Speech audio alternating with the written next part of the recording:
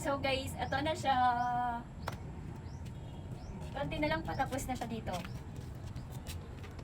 Yan. So, update ko lang. Para mapanood din naman ito 2.0 yung vlog ko for today's video, Charis. Ayan, patapos na dito sa side. Tapos yung kwarto namin guys, dito. Yung kwarto namin dito siya. Ayan, sobrang laki papunta doon. Grabe, ang bilis lang nila magawa. Ay, meron na pala dito. Pati dito guys, ayan siya oh. Tapos na din pala siya. Dito na.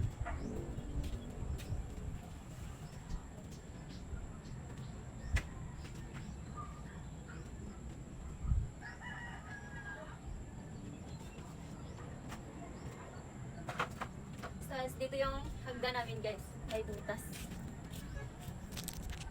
Ayan, may butas siya dito. Tapos yung view namin ng sala guys, dito siya sa gilid.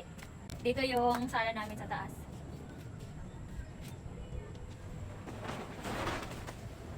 Ganda! Ang sa baba naman guys, makikita nyo kapag gagawin siya kasi doon ako mag-update. Siguro next week. Pag matapos dito, doon naman ako sa baba.